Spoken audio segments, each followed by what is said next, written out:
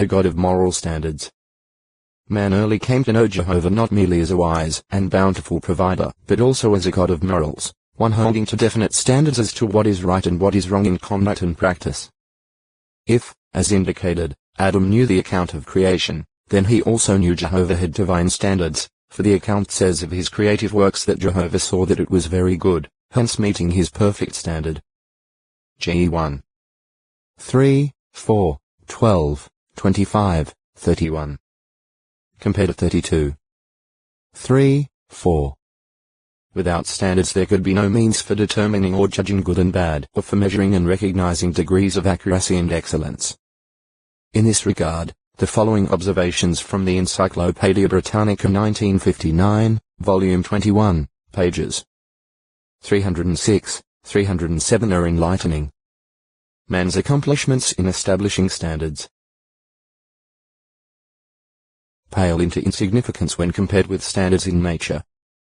The constellations, the orbits of the planets, the changeless normal properties of conductivity, ductility, elasticity, hardness, permeability, refractivity, strength, or viscosity in the materials of nature, or the structure of cells, are a few examples of the astounding standardization in nature. Showing the importance of such standardization in the material creation, the same work says, only through the standardization found in nature is it possible to recognize and classify the many kinds of plants, fishes, birds or animals. Within these kinds, individuals resemble each other in minutest detail of structure, function and habits peculiar to each. Compare Ge 1. 11, 12, 21, 24, 25. If it were not for such standardization in the human body, physicians would not know whether an individual possessed certain organs, where to look for them. In fact, without nature's standards there could be no organized society, no education and no physicians. Each depends upon underlying, comparable similarities.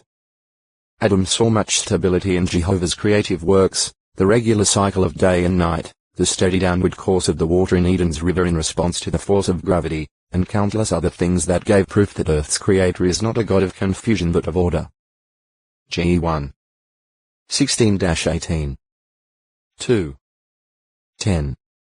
EC 1. 5-7. Ge 31. 35, 36. 1 Co 14. 33 Man surely found this helpful in carrying out his assigned work and activities. Ge 1. 28. 2. 15. Being able to plan and work with confidence, free from anxious uncertainty.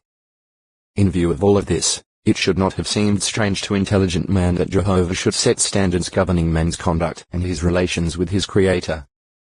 Jehovah's own splendid workmanship set the example for Adam in his cultivating and caring for Eden. Ge 2. 15. 1. 31 Adam also learned God's standard for marriage, that of monogamy, and of family relationship. Ge 2. 24 Especially stressed as essential for life itself was the standard of obedience to God's instructions. Since Adam was humanly perfect, perfect obedience was the standard Jehovah set for him. Jehovah gave his earthly son the opportunity to demonstrate love and devotion by obedience to his command to abstain from eating of one of the many fruit trees in Eden. Ge 2. 16, 17 It was a simple thing. But Adam's circumstances then were simple, free from the complexities and confusion that have since developed. Jehovah's wisdom in this simple test was emphasized by the words of Jesus Christ O textoi acute miritra longo, Jehovah 16 Jehovah God, therefore, by his very person, his ways, and his words, was and is the supreme standard for all the universe, the definition and the sum of all goodness. For that reason his son, when on earth, could say to a man, "Why do you call me good? Nobody is good, except one, God." Mr. 10. 17, 18. Also Mount 19. 17. 5. 48. Sovereignty to be vindicated and name to be sanctified. All things relating to God's person are holy. His personal name, Jehovah, is holy and hence is to be sanctified. 22. 32. To sanctify means to make holy, set apart or hold as sacred, and therefore not to use as something common, or ordinary. Issa 6. 1-3. Bu 1. 49. Re 4. 8. See sanctification. Because of the person it represents, Jehovah's name is great and fear-inspiring. PS 99.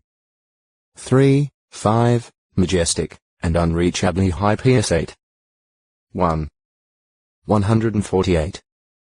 13, worthy of being regarded with awe. Isa 29. 23. Profanation of the name.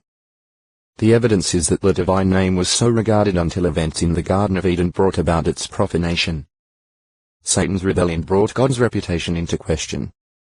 To Eve, he claimed to speak for God in telling her what God knows, while at the same time he cast doubt on God's command, expressed to Adam, concerning the tree of the knowledge of good and bad. Ge 3. 1-5. Being divinely commissioned and being the earthly head through whom God communicated instructions to the human family, Adam was Jehovah's representative on earth. Ge 1. 26, 28. 2. 15-17. 1 Co 11. 3. Those serving in such capacity are said to minister in Jehovah's name and speak in his name. 18. 5, 18, 19. Just 5. 10. Thus, while his wife Eve had already profaned Jehovah's name by her disobedience, Adam's doing so was an especially reprehensible act of disrespect for the name he represented. Compare 1 Saw 15. 22, 23. The supreme issue, a moral one. It is evident that the Spirit Son who became Satan knew Jehovah as a God of moral standards, not as a capricious, erratic person. Had he known Jehovah as a God given to uncontrolled, violent outbursts, he could only have expected immediate, on-the-spot extermination for the course he took. The issue Satan raised in Eden, therefore, was not simply a test of Jehovah's mightiness or power to destroy. Rather, it was a moral issue. That of God's moral right to exercise universal sovereignty and require implicit obedience and devotion of all of his creatures in all places. Satan's approach to Eve reveals this. Ge 3. 1-6. Likewise, the book of Job relates how Jehovah brings out into the open before all his assembled angelic sons the extent of the position taken by his adversary. Satan made the claim that the loyalty of Job and, by implication, of any of God's intelligent creatures toward Jehovah was not wholehearted, not based on true devotion and genuine love. Job 1. 6-22. 2. 1-8. Thus, the question of integrity on the part of God's intelligent creatures was a secondary, a subsidiary, issue arising out of the primary issue of God's right to universal sovereignty. These questions would require time in order for the veracity or falsity of the charges to be demonstrated, for the heart attitude of God's creatures to be proved, and thus for the issue to be settled beyond any doubt. Compare Job 23. 10. 31. 5, 6. EC 8. 11-13. Heb 5. 7-9. See integrity. Wickedness. Jehovah thus did not immediately execute the rebellious human pair nor the Spirit Son who raised the issue, and so the two foretold seeds, representing opposite sides of the issue, would come into existence. Ge 3. 15. That this issue still remained alive when Jesus Christ was on earth is seen from his confrontation with Satan in the wilderness after Jesus' 40-day fast. The serpent-like tactics employed by Jehovah's adversary in his temptation efforts toward God's Son followed the pattern seen in Eden some 4,000 years earlier, and Satan's offer of rulership over earthly kingdoms made clear o textually acute miritra longo. Jehovah 17 Jude true sanctification of Jehovah's name. Note the Apostles' application of portions of this psalm to Christ Jesus at Heb 10. 5-10.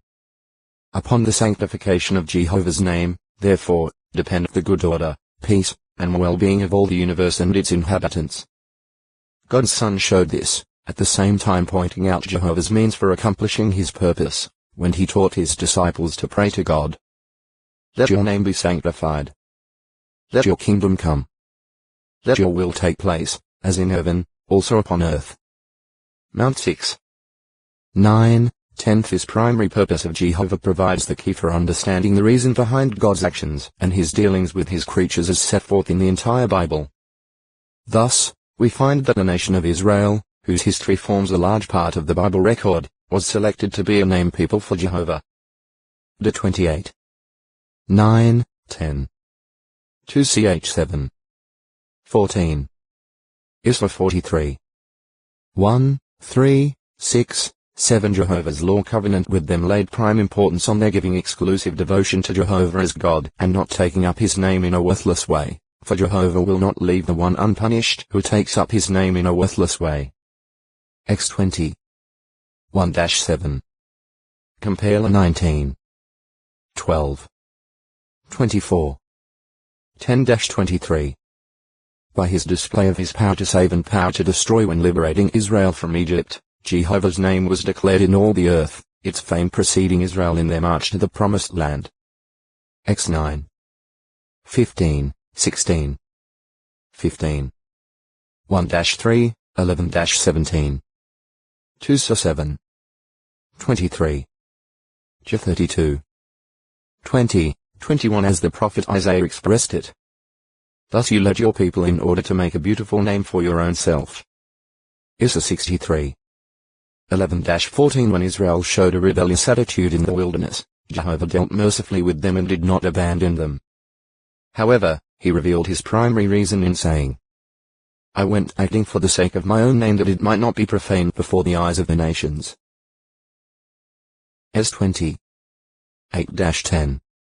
Throughout the history of that nation, Jehovah kept the importance of his sacred name before them. The capital city, Jerusalem, with its Mount Zion was the place Jehovah chose to place his name there, to have it reside. The 12. 5, 11. 14. 24, 25. Issa 18. 7. J 3. 17 The temple built in that city was the house for Jehovah's name. 1 ch 29. 13-16. 1 Chi 8. 15-21, 41-43 What was done at that temple or in that city, for good or for bad, inevitably affected Jehovah's name and would be given attention by him. 1 Chi 8. 29. 9. 3. 2 Chi 21. 4-7 The profaning of Jehovah's name there would bring certain destruction upon the city and lead to the casting away of the temple itself. 1 Chi 9. 6-8. J 25. 29. 7. 8-15. Compare Jesus' actions and words at Mount 21. 12, 13. 23. 38. Because of these facts, the plaintive petitions of Jeremiah and Daniel on behalf of their people and city urged that Jehovah grant mercy and help for his own name's sake. J 14. 9. Da 9. 15-19. In foretelling his restoration of his named people to Judah and their cleansing, Jehovah again made clear to them his main concern, saying, And I shall have compassion on my holy name. Not for your sakes am I doing it, O house of Israel, but for my holy name, which you have profaned among the nations where you have come in. And I shall certainly sanctify my great name, which was being profaned.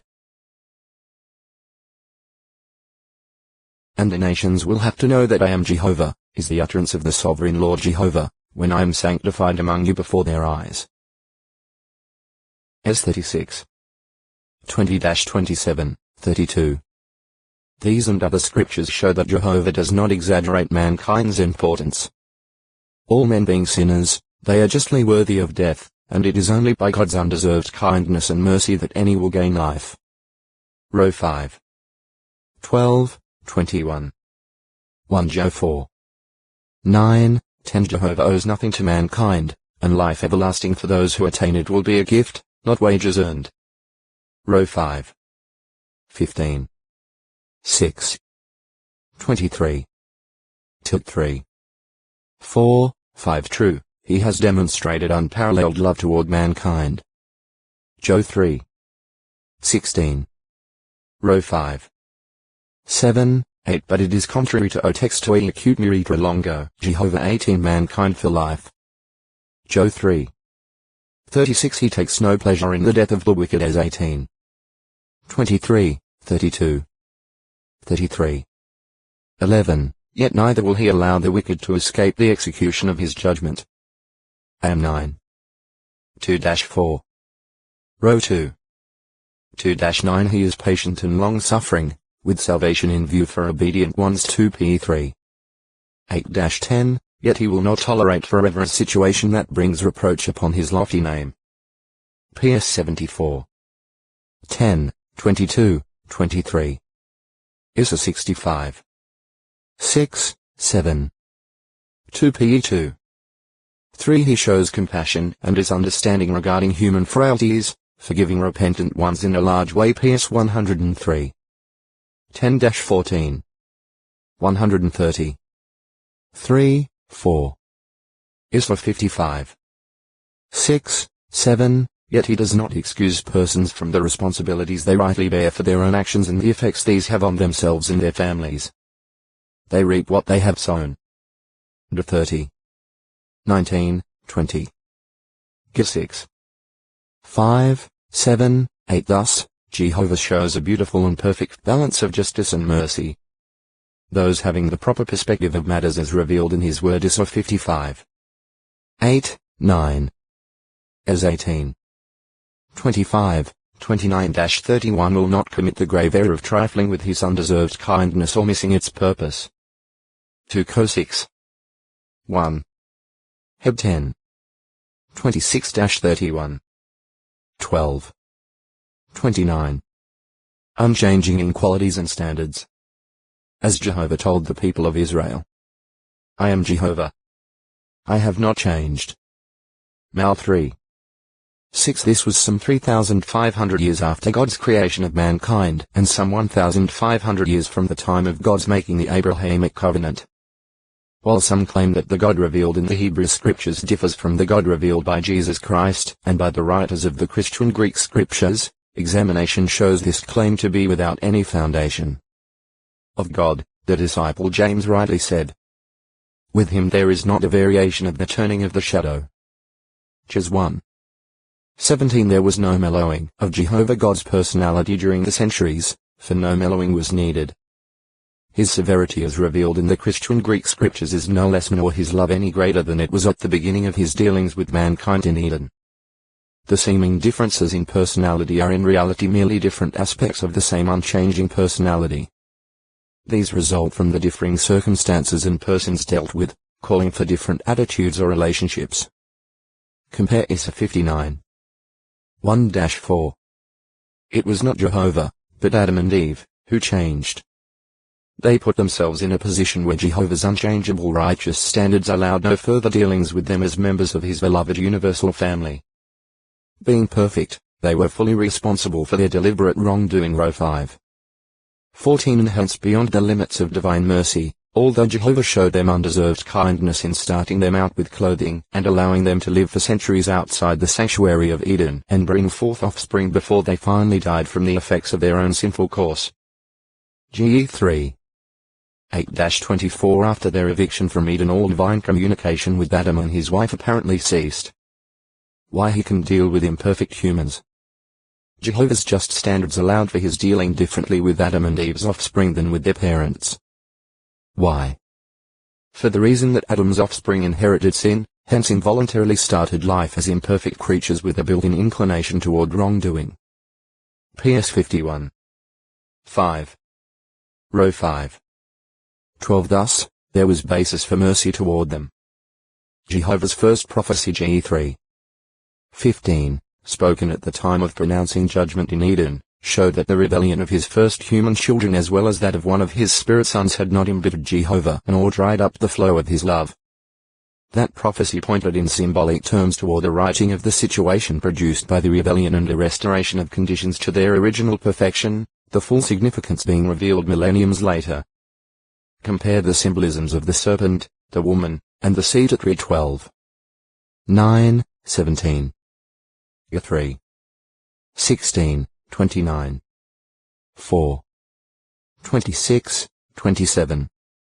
Adam's descendants have been permitted to continue o textoi acute miritra longo, Jehovah 19 certain of fulfillment. Jehovah calls the things that are not as though they were, as in naming Abram Abraham, meaning father of a crowd multitude, while he and Sarah were yet childless. Row 4. 17 knowing that in his due time for he would provide a ransom, the legal means for forgiving sin and removing imperfection. Isla 53. 11, 12. Mount 20. 28. 1 Pe 2. 24. Jehovah consistently could deal with and have in his service imperfect men, inheritors of sin. It was because he had a just basis for counting, or reckoning, them as righteous persons, because of their faith in Jehovah's promises and, eventually, in the fulfillment of those promises in Christ Jesus as the perfect sacrifice for sins. Just 2. 23. Row 4. 20-25 Thus, Jehovah's provision of the ransom arrangement and its benefits gives striking testimony not only of Jehovah's love and mercy, but also of his fidelity to his exalted standards of justice, for by the ransom arrangement he exhibits his own righteousness in this present season, that he might be righteous even when declaring righteous the man, though imperfect, that has faith in Jesus. Row 3. 21-26. Compare Isra 42. 21. See declare righteous. Why the God of peace fights. Jehovah's statement in Eden that he would put enmity between the seed of his adversary and the seed of the woman did not change him from being the God of peace. Ge 3. 15. Row 16. 20. 1 Co 14. 33 The situation then was the same as in the days of the earthly life of his Son, Jesus Christ, who said, Do not think I came to put peace upon the earth. I came to put, not peace, but a sword. Mount 10. 32-40 Jesus' ministry brought divisions, even within families. Luke 12. 51-53, but it was because of his adherence to, and proclamation of, God's righteous standards and truth. Division resulted because many individuals hardened their hearts against these truths, while others accepted them. Joe 8. 40, 44-47. 15. 22-25. 17. 14 This was unavoidable if the divine principles were to be upheld. But the blame lay with the rejectors of what was right. So, too, enmity was foretold to come because Jehovah's perfect standards would allow for no condoning of the rebellious course of Satan's seed. God's disapproval of such ones and his blessing of those holding to a righteous course would have a divisive effect. Job 15. 18-21. Just 4. 4, even as in the case of Cain and Abel. Ge 4. 2-8. Heb 11. 4. 1 Joe 3. 12. Jude 10, 11. See Cain. The rebellious course chosen by men and wicked angels constituted a challenge to Jehovah's rightful sovereignty and to the good order of all the universe. Standing up to this challenge has required Jehovah to become a manly person of war. Acts 15. 3-7, defending his own good name and righteous standards, fighting on behalf of those who love and serve him, and executing judgment upon those meriting destruction. 1-17. 45. 2 Ch 14. 11. Is 30. 27-31. 42. 13 He does not hesitate to use his almighty power, devastatingly at times, as at the flood, in the destruction of Sodom and Gomorrah, and in the delivery of Israel from Egypt. 7. 9, 10 And he has no fear of making known any of the details of his righteous warfare. He makes no apologies, having nothing for which to be ashamed. Job 34. 10-15. 36. 22-24. 37. 23, 24. 40. 1-8. Row 3. For his respect for his own name and the righteousness it represents, as well as his love for those who love him, compels him to act. Isla 48. 11. 57. 21. 59. 15-19. Re 16. 5-7. The Christian Greek scriptures portray the same picture. The Apostle Paul encouraged fellow Christians, saying, "The God who gives peace will crush Satan under your feet shortly." Rom 16:20. Compare GE 3:15. He also showed the rightness of God as repaying tribulation to those causing tribulation for his servants, bringing everlasting destruction upon such opposers. 2th 1:6-9. It was in harmony with the teachings of God's Son, who left no room for doubt as to his Father's o textoi acute miritra longo. Jehovah himself is there. 20. Yet it would be a grave error to miss the upbuilding and comforting insight into Jehovah God's personality that his dealings with fleshly Israel provide. These give sterling examples proving that Jehovah is the kind of person he described himself to Moses as being. Jehovah, a God merciful and gracious, slow to anger and abundant in loving kindness and truth, preserving loving kindness for thousands, pardoning error and transgression and sin, but by no means will he give exemption from punishment, bringing punishment for the error of fathers upon sons and upon grandsons, upon the third generation and upon the fourth generation. X 34. 4-7. Compare X 20. 5. Though balanced by justice, it is in reality Jehovah's love, patience, and long-suffering that are the outstanding facets of his personality as revealed in the history of Israel, a highly favored people who, in their majority, proved remarkably stiff-necked and hard-hearted toward their Creator. X 34. 8, 9. NE 9. 16, 17. J 7. 21-26. S 3. 7. The strong denunciations and condemnation repeatedly leveled against Israel by Jehovah through his prophets only serve to emphasize the greatness of his mercy and the amazing extent of his long-suffering. At the end of over 1,500 years of bearing with them, and even after his own son was slain at the instigation of religious leaders of the nation, Jehovah continued to favor them for a period of 3.5 more years, mercifully causing the preaching of the good news to be restricted to them, granting them yet further opportunity to gain the privilege of reigning with his son. An opportunity that repentant thousands accepted. Act 2. 1-5, 14-41. 10. 24-28, 34-48. C. 70 weeks. Jesus Christ evidently referred to Jehovah's previously quoted statement as to bringing punishment to later descendants of offenders when he said to the hypocritical scribes and Pharisees, "You say, if we were in the days of our forefathers, we would not be sharers with them in the blood of the prophets. Therefore you are bearing witness against yourselves that you are sons of those who murdered the prophets. Well, then, fill up the measure of your forefathers." Mount 23.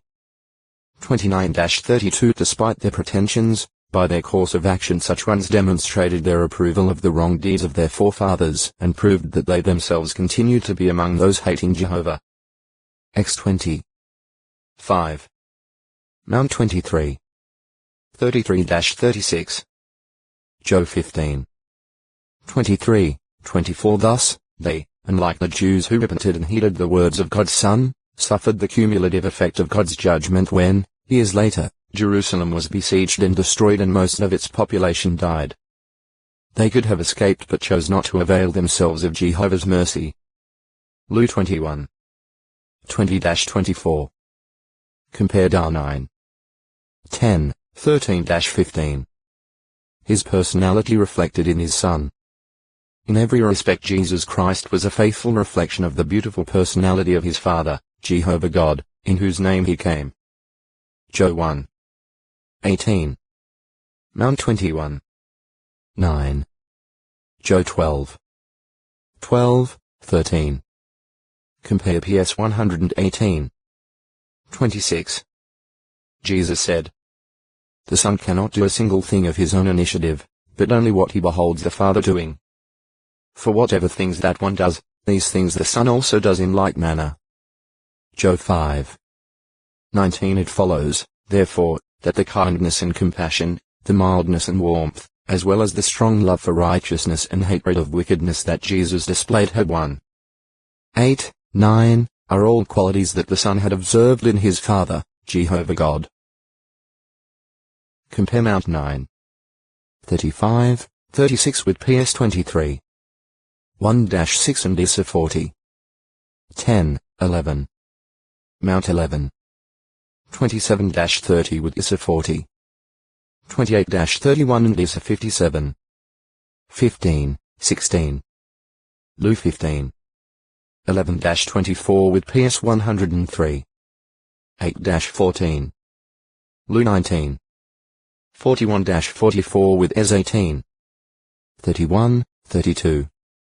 ES 33. 11. Every lover of righteousness who reads the inspired scriptures and who truly comes to know with understanding the full meaning of Jehovah's name PS 9. 9, 10.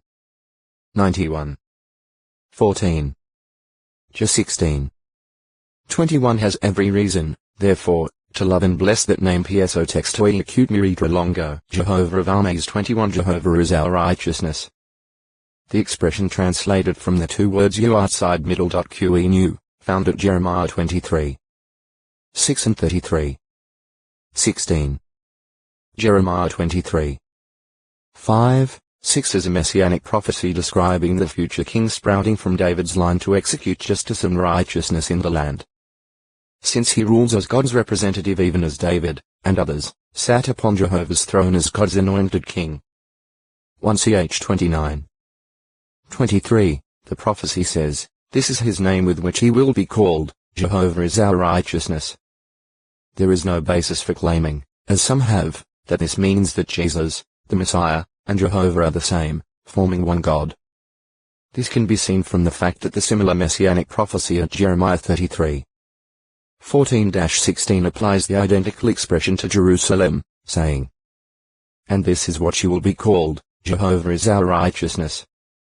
In both cases the expression shows that God's name, Jehovah, placed both upon his promised king and upon his chosen capital, is a guarantee of their righteousness. Moreover, the justice and righteousness emanating from or expressed by these sources are the product of full devotion to Jehovah and his divine will, bringing Jehovah's blessing and direction. Jehovah Jireh middle. Jehovah Jireh Jehovah will see to it. Jehovah will provide.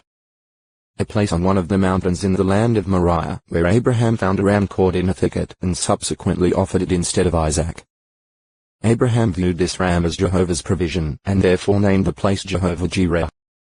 Ancient tradition links this location with the site of Solomon's temple. GE 22.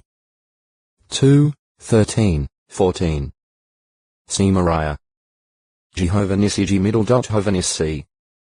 The name of the memorial altar erected by Moses after Israel's successful battle against the Amalekites at Rephidim. X 17. 8, 13-16. The name means Jehovah is my signal pole, deriving Nis middle. C from Nes signal pole. The Greek Septuagint translators understood Nis middle. C to be derived from Nus flee for refuge, thus giving it the meaning Jehovah is my refuge, while in the Latin Vulgate it was thought to be derived from Nasus hoist. Lift up, thus giving it the meaning Jehovah is my exaltation. X 17. 15, FTN. Jehovah of armies.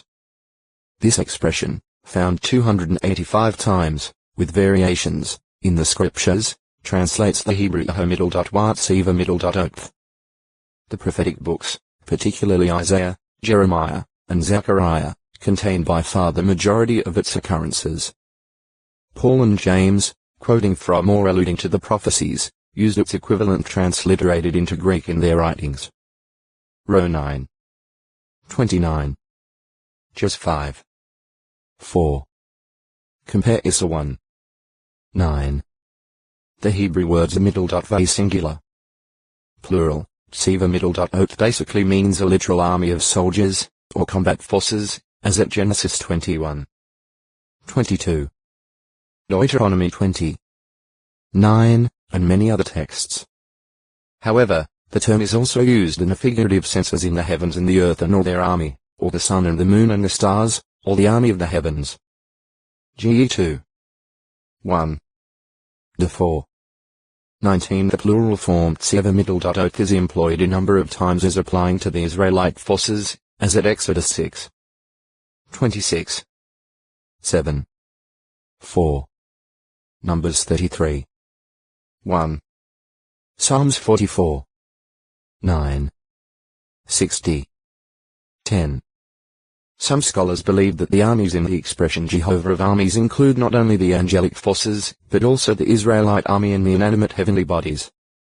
However, it appears that the armies signified are primarily, if not exclusively, the angelic forces. When Joshua saw an angelic visitor near Jericho and asked him if he was for Israel or for the enemy side, the reply was, "No, but as Prince of the army of Jehovah I have now come." Jos 5. 13-15 The prophet Micaiah told Kings Ahab and Jehoshaphat, "I certainly see Jehovah sitting upon his throne and all the army of the heavens standing by him, to his right and to his left," clearly referring to Jehovah's spirit sons. 1 Kai 22.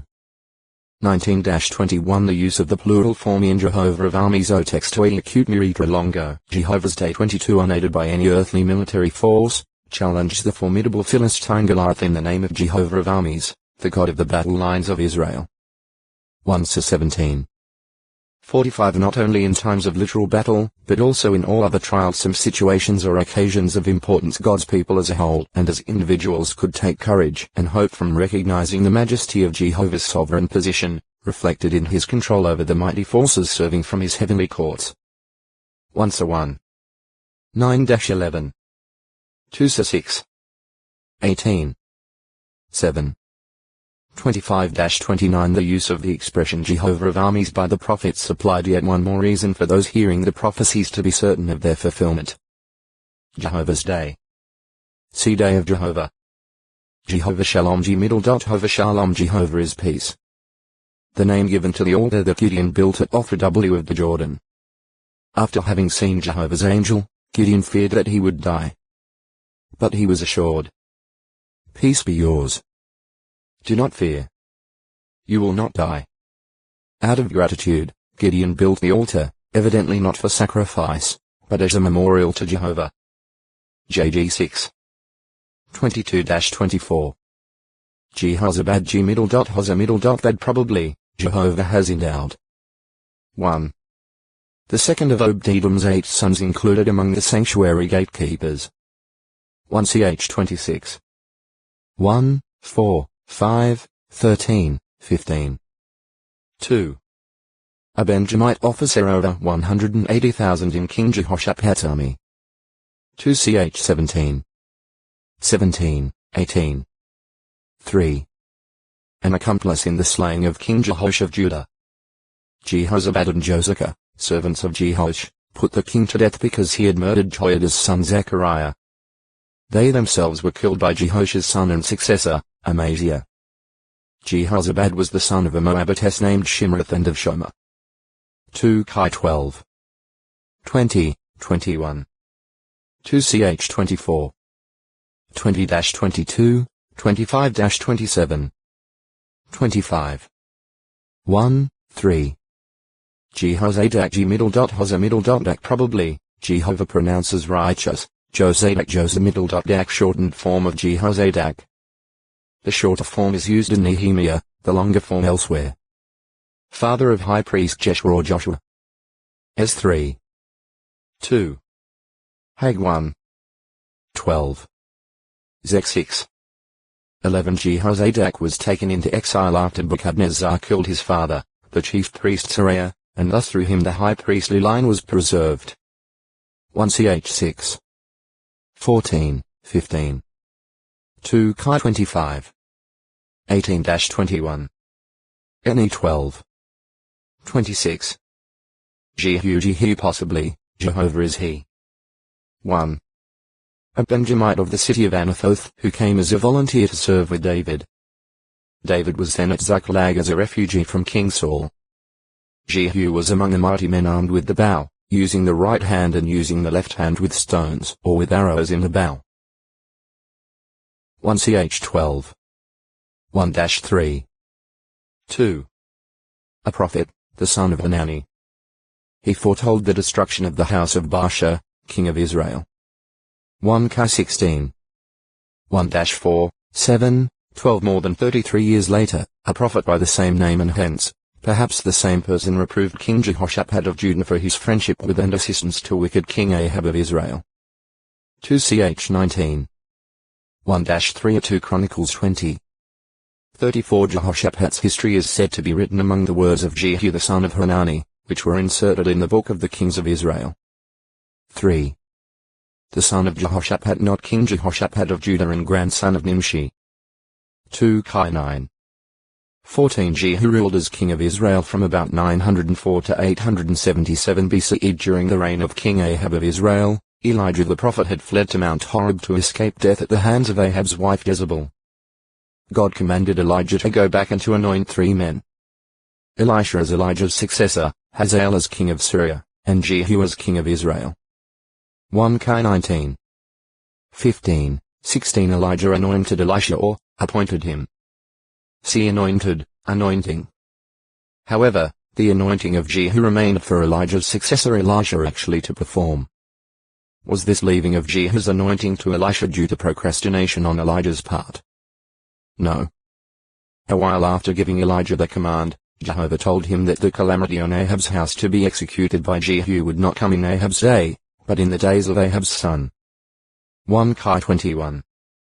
27-29 So it is evident that the delay was by Jehovah's guidance. O text to acute miritra longo. Jehu 23 As Israel's military force kept guard at Ramoth Gilead, King Jehoram of Israel was at Jezreel recovering from wounds he had received at the hands of the Syrians at Ramoth Gilead.